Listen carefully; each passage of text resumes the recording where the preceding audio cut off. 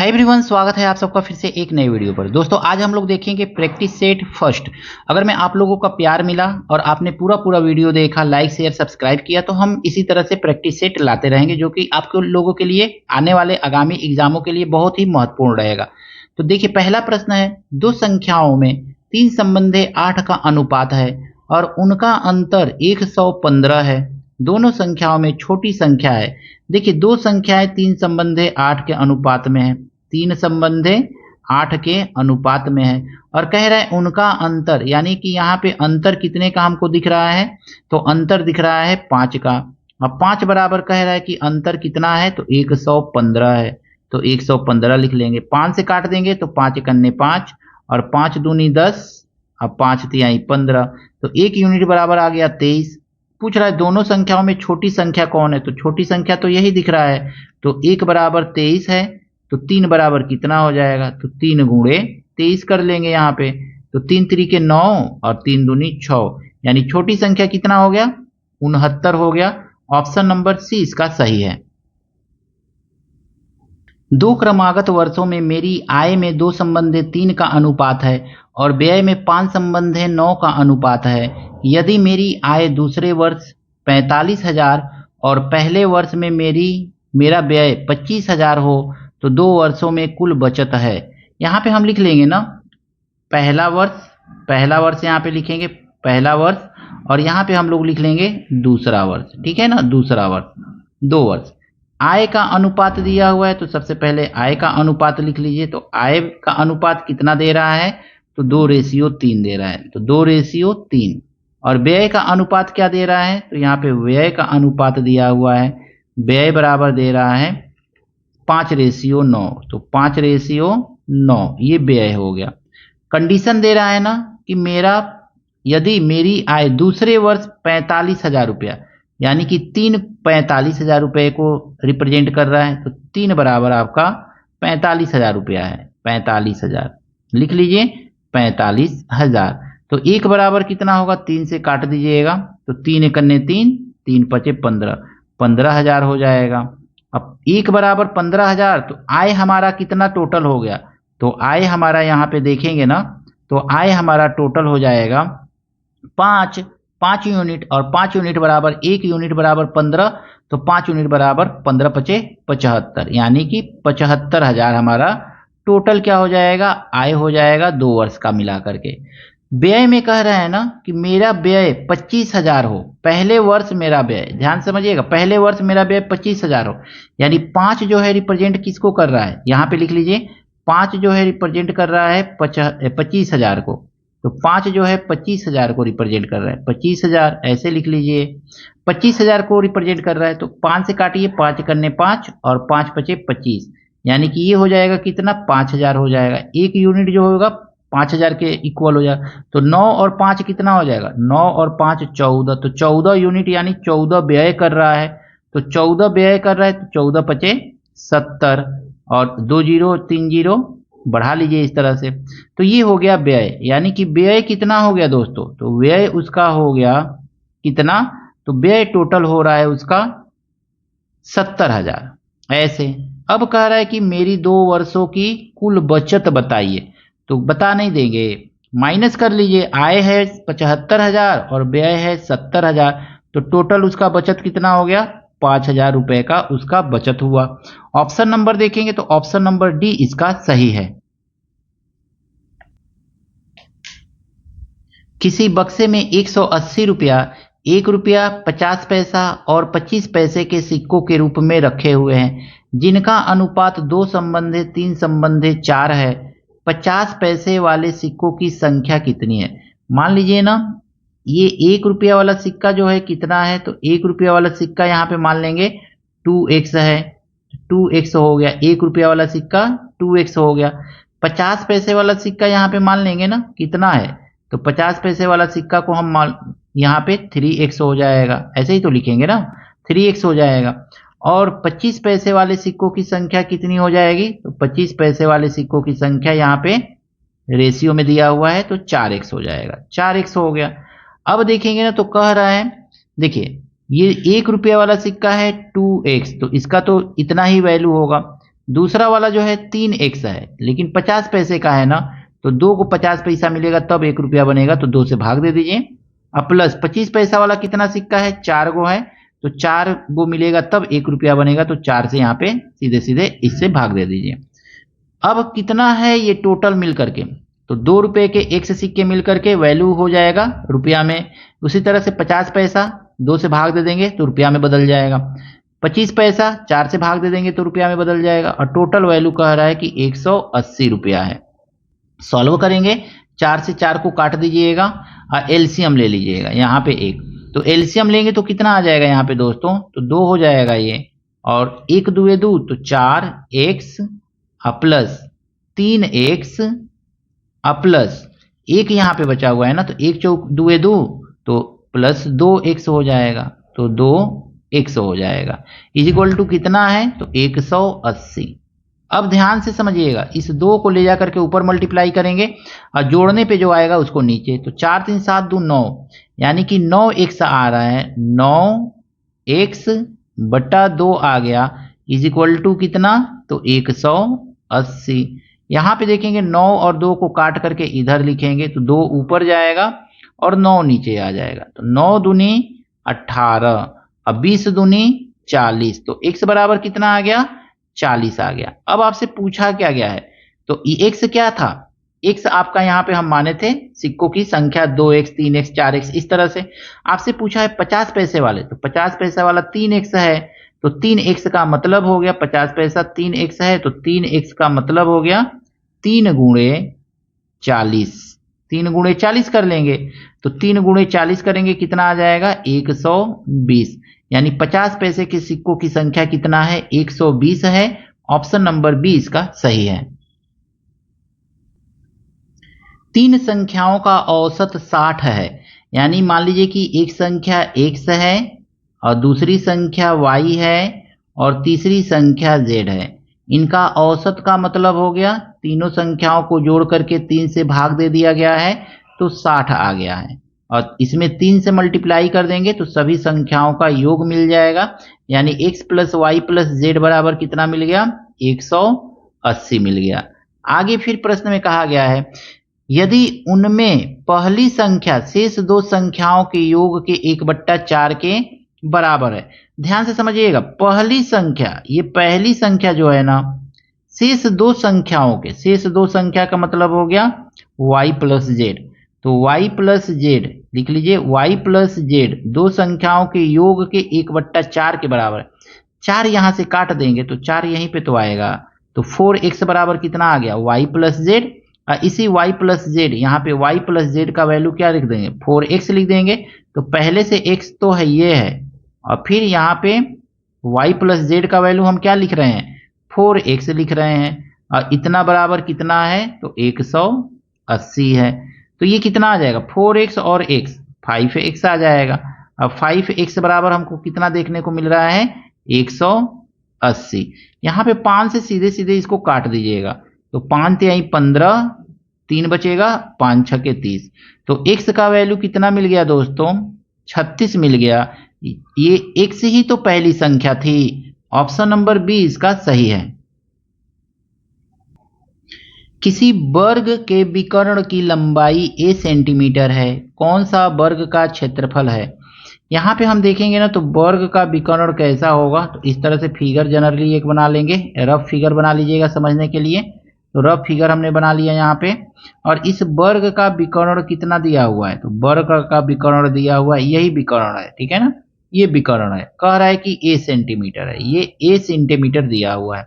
Side को मान लीजिए ना ये क्या है, x है, तो ये भी कितना हो जाएगा, x हो जाएगा। अब हम जानते हैं इसमें क्या लगा सकते हैं, पाइथागोरस प्रमेय लगा सकते हैं। पाइथागोरस प्रमेय कहता है कि लंब का स्क्वायर प्लस आधार का स्क्वायर बराबर कर्ण का स्क्वायर बराबर कर्ण का स्क्वायर। ऐसे एक्स स्क्वायर को जोड़ेंगे तो कितना आ जाएगा, 2x स्क्वायर आ जाएगा, इज इक्वल टू हमको कितना मिल गया, ये a स्क्वायर मिल गया। आगे इसको सॉल्व करेंगे तो x square is equal to हमको कितना मिल गया दोस्तों, तो x square is equal to हमको मिल गया a स्क्वायर बाई 2, और यही एक्स स्क्वायर ही तो वर्ग का क्षेत्रफल होता है ना। तो एक्स स्क्वायर वर्ग का क्षेत्रफल है, साइड इंटू साइड, तो ए स्क्वायर बाई 2 आपका आंसर हो जाएगा। और सीएम में है तो सीएम स्क्वायर लिख लीजिएगा, cm square. Option number c जो है इसका सही है। यदि दो घनों के आयतनों में, घन का आयतन क्या होता है, तो घन का आयतन होता है भुजा का क्यूब। मान लीजिए एक का भुजा ए क्यूब है और दूसरे की भुजा बी क्यूब है, तो घन का आयतन A cube B cube is equal to कितना दिया हुआ है, 27:1 दिया हुआ है। इस तरह से 27 रेशियो, क्यूब यहां से हटाएंगे तो यहाँ पे जाकर के क्यूब रूट बन जाएगा, क्यूब रूट बन जाएगा। क्यूब रूट यानी कि ए अपन बी इज इक्वल टू हम देखेंगे तो कितना आ जाएगा, 27 का क्यूब रूट 3 होता है और 1 का क्यूब रूट 1 होता है। यानी कि भुजाओं के बीच अनुपात हमको कितना दिखने को मिलेगा, तो भुजाओं के बीच अनुपात हमको 3:1 का देखने को मिलेगा। ऑप्शन नंबर ए इसका सही है दोस्तों।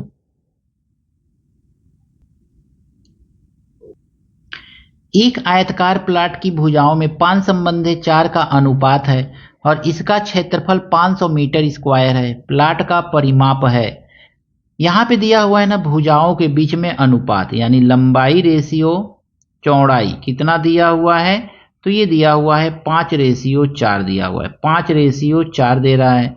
हम मान लेंगे लंबाई को 5x मान लेंगे, 5x मान लिया, और चौड़ाई को हम 4x मान लेंगे। लंबाई गुणे चौड़ाई बराबर होता है आयतकार प्लॉट का क्षेत्रफल, तो ये आ गया आपका 500 आ गया। यहीं पे काट दीजिए सीधे सीधे, 5 से काटिए, 5 कन्ने 5, 100 आ जाएगा, ठीक है। अब 4 से काट दीजिए फिर इसको 100 को, तो ये 25 आ जाएगा। इतना आ गया दोस्तों। अब देखेंगे ना तो x और x का मल्टीप्लाई करेंगे तो ये कितना आ जाएगा, x स्क्वायर आ जाएगा। और यहीं पे 25 को देखेंगे तो ये 5 का स्क्वायर होगा, स्क्वायर के रूप में कन्वर्ट कर सकते हैं या स्क्वायर को ले जाकर के रूट बना करके भी सॉल्व कर सकते हैं। स्क्वायर से ये स्क्वायर कट जाएगा तो x का वैल्यू कितना आ गया, तो यहाँ पे x का वैल्यू आ गया आपका 5। अब देखेंगे ना तो हमको क्या करना है, आयतकार प्लाट का परिमाप ज्ञात करना है। तो परिमाप बराबर होता है ब्रैकेट में 2 ब्रैकेट में l प्लस b, ये परिमाप का फार्मूला होता है। तो यहाँ पे देखिएगा ध्यान से, 2, ये लंबाई कितना है 5x है और चौड़ाई कितना है 4x है। तो सिंपली इसी पे सॉल्व कर लीजिए, x पर ही बाद में वैल्यू को रख लिया जाएगा। 2 मल्टीप्लाई 5 और 4 9x आ जाएगा और 9 दूनी कितना हो जाएगा 18x हो जाएगा। अब यहाँ पे x का वैल्यू रख दीजिएगा तो 18 गुणे 5 कर लेंगे और 18 गुणे 5 करेंगे तो हमारा कितना आ जाएगा 90 मीटर आ जाएगा। यानी प्लॉट, आयतकार प्लॉट का परिमाप कितना है 90 मीटर है। ऑप्शन नंबर सी जो है इसका सही है। दोस्तों थोड़ा एक लाइक शेयर सब्सक्राइब भी करते जाइए ताकि थोड़ा सा मोटिवेशन बना रहे। जल्दी जल्दी लाइक कीजिए, शेयर कीजिए, सब्सक्राइब कीजिए, आपसे हाथ जोड़ करके निवेदन है दोस्तों। किसी घनाभ की भुजाओं का अनुपात 1 संबंधे 2 संबंधे 3 है। इसका पृष्ठीय क्षेत्रफल 88 सेंटीमीटर स्क्वायर है। घनाभ का आयतन है। कैसे ज्ञात करेंगे, तो सबसे पहले देखेंगे तो यल रेशियो बी, लंबाई चौड़ाई और ऊंचाई में क्या अनुपात दिया हुआ है, तो लिख लेंगे। तो यहाँ पे दिया हुआ है 1:2:3 दिया हुआ है। यहाँ पे हम मान लेंगे ना यल बराबर x मान लेंगे 1x और b बराबर हम मान लेंगे ना, यानी चौड़ाई बराबर हम मान लेंगे 2x और ऊंचाई बराबर हम मान लेंगे ना h बराबर 3x। इस तरह से आपको मानना पड़ेगा, तो मान लीजिएगा आसानी से। इतना हमने मान लिया ना। अब आयत घनाभ का पृष्ठीय क्षेत्रफल बराबर होता क्या है, तो पृष्ठीय क्षेत्रफल बराबर होता है 2 ब्रैकेट में L B plus B H, L B H plus H L, ये होता है पृष्ठीय क्षेत्रफल। यानी कि L B plus B H plus H L is equal to दिया हुआ है कितना है पृष्ठीय क्षेत्रफल 88 सेंटीमीटर। 2 से काट दीजिएगा 44 बार में ये कट जाएगा और इसको ना आप मल्टीप्लाई करके लिख लीजिएगा। देखिए यल और बी का मल्टीप्लाई करेंगे, x और 2x का मल्टीप्लाई करेंगे तो कितना आ जाएगा 2x स्क्वायर आ जाएगा। फिर b और h का मल्टीप्लाई करेंगे 2x का 3x में तो 6x² आ जाएगा आपका। फिर h का l में मल्टीप्लाई करेंगे कितना आ जाएगा, 3x का x में, तो 3x² आ जाएगा। तो इस तरह से इतना आ गया, इज इक्वल टू कितना दिया हुआ है, तो 44 दिया हुआ है। यहाँ पे देखेंगे 6 3 9 10 11, 11x² बराबर आपको दोस्तों कितना मिल गया, यहाँ पे 44 मिला हुआ है, तो 44 लिख लीजिए।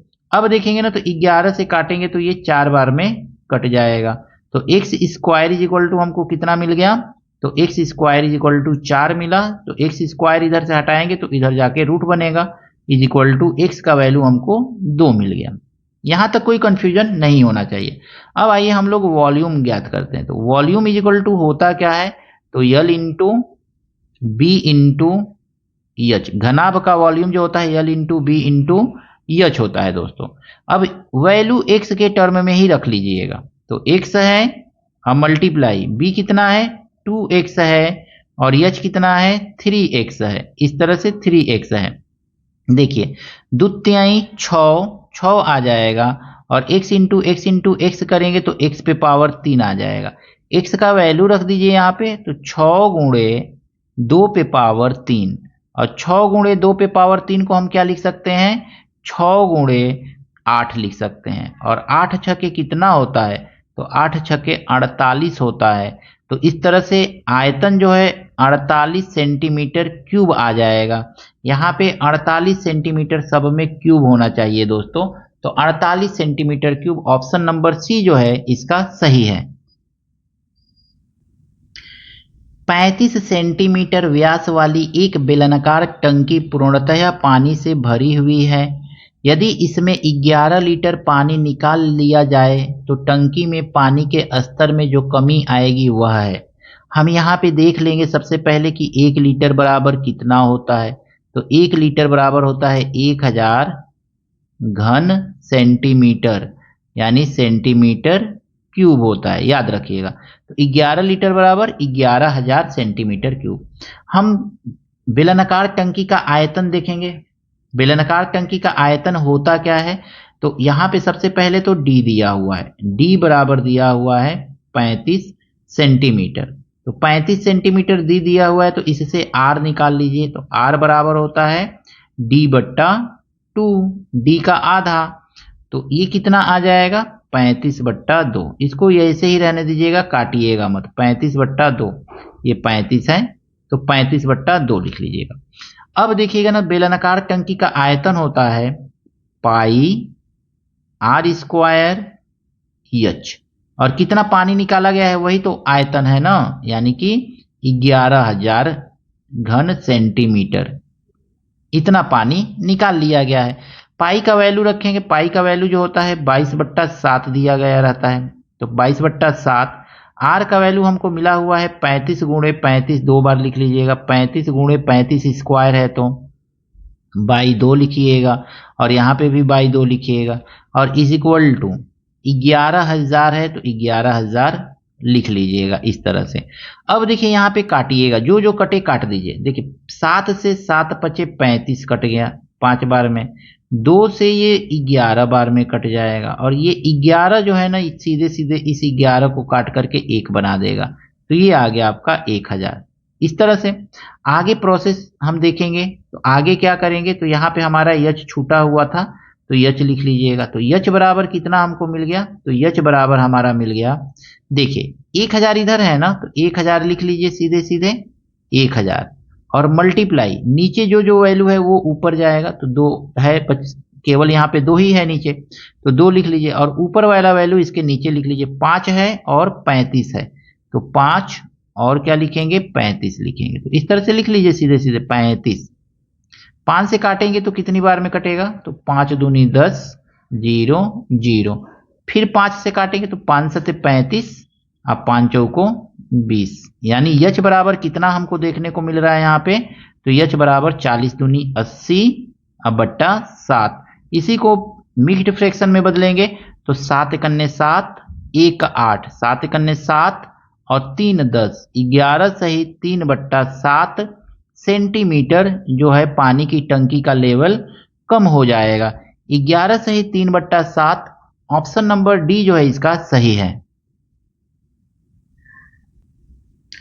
ए और बी एक कार्य को 72 दिनों में पूरा कर सकते हैं। उसी काम को बी और सी 120 दिनों में, ए और सी उसे 90 दिनों में पूरा कर सकते हैं। तीनों मिलकर उस काम को कितने दिनों में पूरा करेंगे?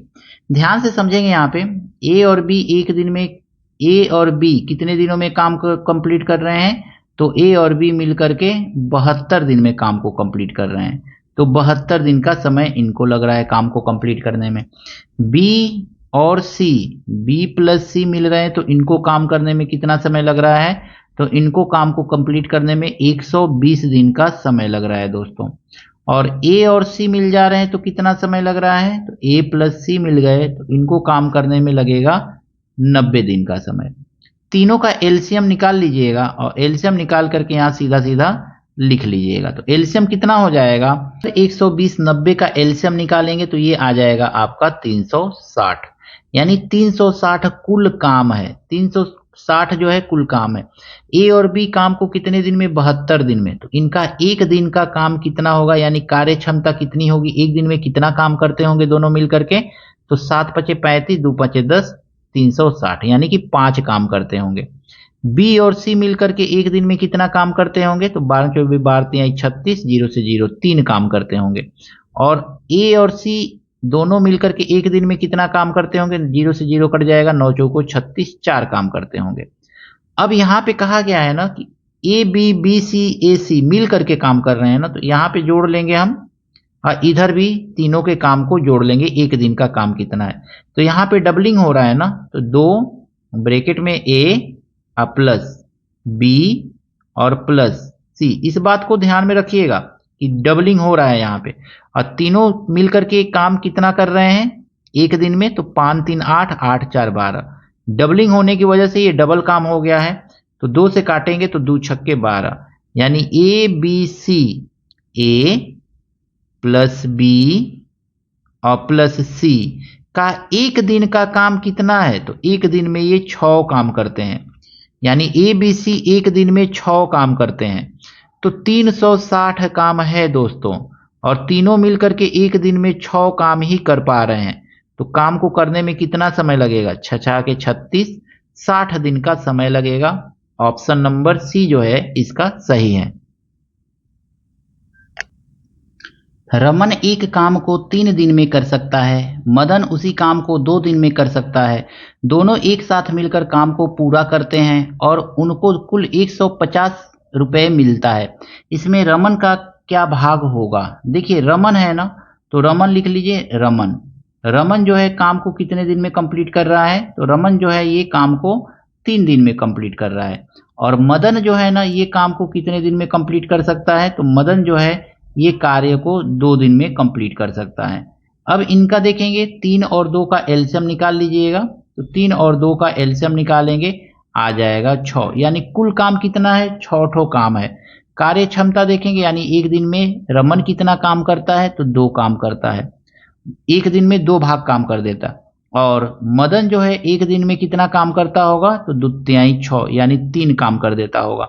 कार्य क्षमता के बेसिस पे ही क्या मिलता है? मजदूरी मिलता है। अब कुल पैसा जो है 150 रुपया मिला हुआ है, उसमें पूछ रहा है रमन का हिस्सा कितना है।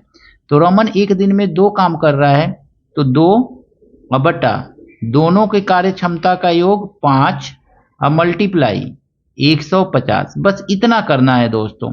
इसी के बेसिस पे आपका क्वेश्चन आसानी से लग जाएगा।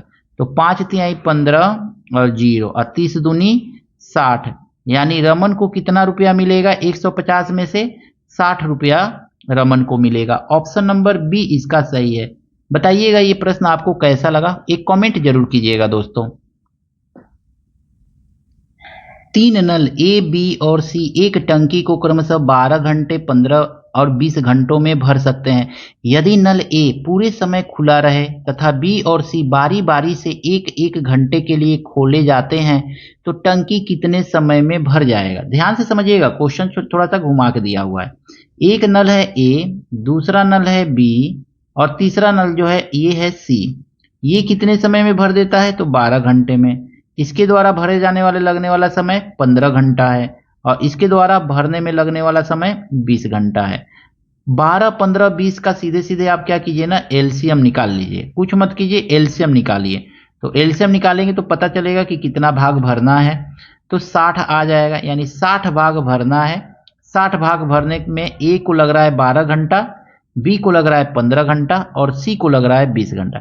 यानी 1 घंटा में ए कितना भरता होगा, तो 5 भाग भरता होगा, 12 पच्चीस 60। बी कितना भरता होगा, तो 15 चौको 60। और सी कितना भरता होगा, तो 20 तिहाई 60, यानी 3 भाग भरता होगा इस तरह से। अब कह रहा है ये तो खुला रह रहा है हरदम, लेकिन ये 1 घंटा के लिए, ये 1 घंटा के लिए, यानी 2 घंटा में ये कितना भरेंगे, तो 2 घंटा में भरा जाने वाला भाग, तो 5 तो 2 घंटे में 10 भाग भरेगा, तो 10 भाग इसने भर दिया। और ये 2 घंटा में कितना भरेंगे, तो 4 और 3 7, 7 और 10 17 भाग आपका 2 घंटे में भरेगा। अब देखिए 17 भाग भर गया, टोटल टंकी का कितना भाग था, 60 भाग था। 17 का टेबल पढ़िए कि 60 से कम आए या 60 आ जाए।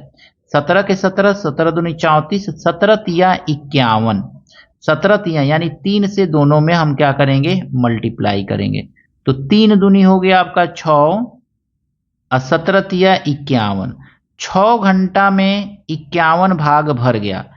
अब 6 घंटा में 51 भाग भर गया, तो खाली भाग कितना है, तो शेष भाग जो है कितना है आपका, तो शेष भाग जो है 9 भाग और भरना है। यानी 60 भाग में से 51 भाग भर गया, शेष 9 भाग को भरना है। जब भी यहाँ पे सम आता है तो फिर शुरू से शुरुआत करते हैं, तो ध्यान रखिएगा शुरू से शुरुआत करते हैं। तो फिर ये दोनों नल एक साथ काम करेंगे, तो ये दोनों नल एक साथ काम करेंगे, तो पहले घंटे में कितना भरेंगे, 5 और 4 9 भाग भरेंगे।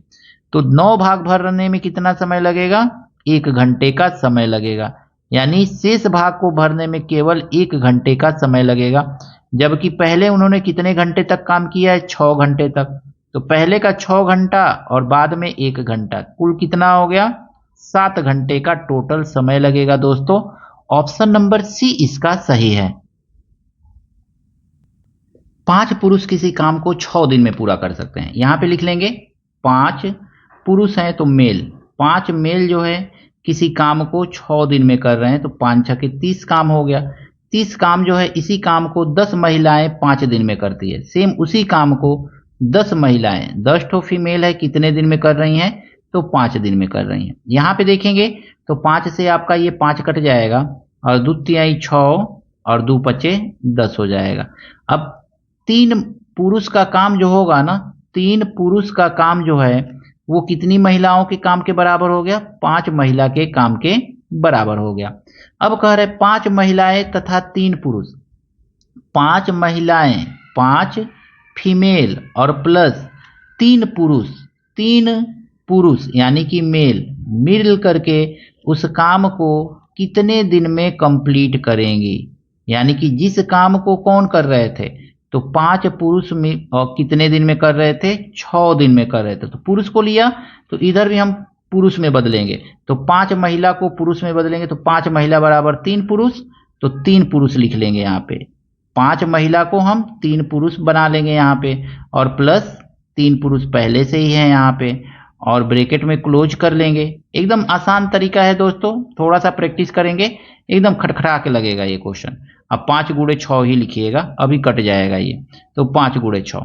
यहाँ पे देखिए 3 और 3 मिलकर के कितना हो जाएगा, 6 पुरुष गुणे x और बराबर 5 गुणे 6, 5 गुणे 6, 6 से ये 6 कट जाएगा ना, तो x बराबर कितना आ गया, तो x बराबर आपका आ गया 5। यानी कि 5 महिलाएं और 3 पुरुष उस कार्य को करने में कितना समय लेंगे, 5 दिन का समय लेंगे। ऑप्शन नंबर सी जो है इसका सही है। ए एक काम को 12 दिन में, बी उसी काम को 18 दिन में समाप्त कर सकता है। वे एक साथ 2 दिन काम करते हैं, ए चला जाता है, शेष काम को बी कितने समय में पूरा करेगा। दोस्तों थोड़ा सा एक कमेंट करके बताइएगा कि आपको इस तरह के प्रश्न कैसे लग रहे हैं। एक कमेंट जरूर कीजिएगा दोस्तों, अच्छा या बुरा जैसा भी हो एक कमेंट जरूर कर दिया कीजिए, ताकि पता चले कि आपको वीडियो कैसा लग रहा है।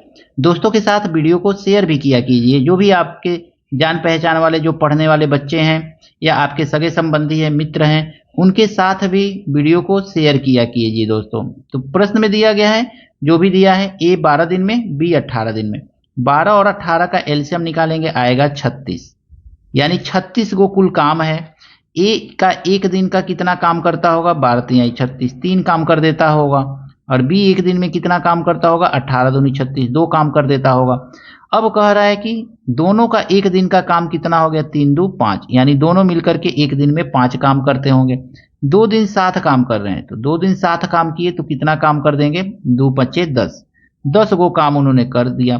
कुल 36 गो काम है, उसमें से 10 काम कर दिया, तो शेष काम कितना बचा, 26 ठो काम अभी शेष बचा हुआ है, याद रखिएगा। अब कहा गया है ना बी कितने समय में पूरा करेगा, ए चला गया है, ए चला गया, ये अब काम नहीं करेगा, तो शेष काम को बी को करना है। यानी 26 काम है और बी करेगा एक दिन में 2 काम, तो 26 काम को करने में कितना समय लगेगा, काट दीजिए, तो 13 दिन का समय लगेगा।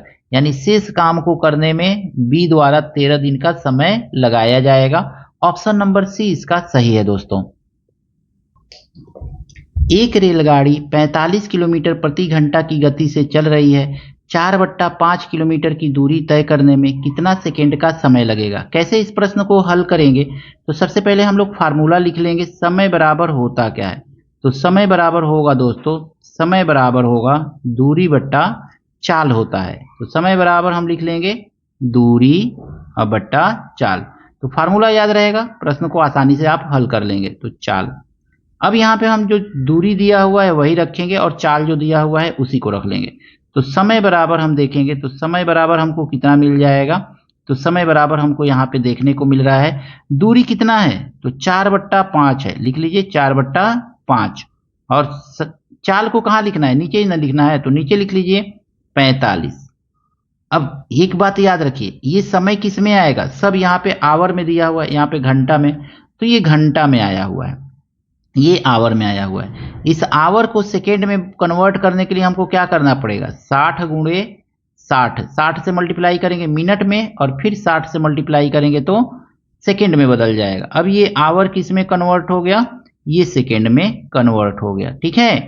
तो इसको ध्यान में रखना है आपको। 45 को काटिए, 15 तिया 45 और 15 चौको 60, फिर काटिए, 5 तिहाई 15 मल्टीप्लाई करेंगे, 5 तिहाई 15 चौको 60 और 4 का 4 में फिर 4 में गुणा करेंगे, तो 4 चौको 16 चौको 64, यानी टोटल समय कितना लग गया, 64 सेकेंड का दोस्तों समय लग रहा है। ऑप्शन देखेंगे तो ऑप्शन नंबर बी इसका सही है। 100 मीटर लंबी एक रेलगाड़ी 30 किलोमीटर प्रति घंटा की गति से चल रही है। रेलवे लाइन के समीप खड़े एक व्यक्ति को पार करने में इसे कितना सेकेंड लगेगा। सबसे पहले देखेंगे ना, तो दूरी दिया हुआ है आपका, दूरी कितना दिया हुआ है, तो दूरी दिया हुआ है जो ट्रेन की लंबाई है ना, ट्रेन की लंबाई अपनी दूरी के इतना ही दूरी तय करेगी व्यक्ति को पार करने में, तो दूरी आपका 100 मीटर ही होगा, न घटेगा न बढ़ेगा, ठीक है।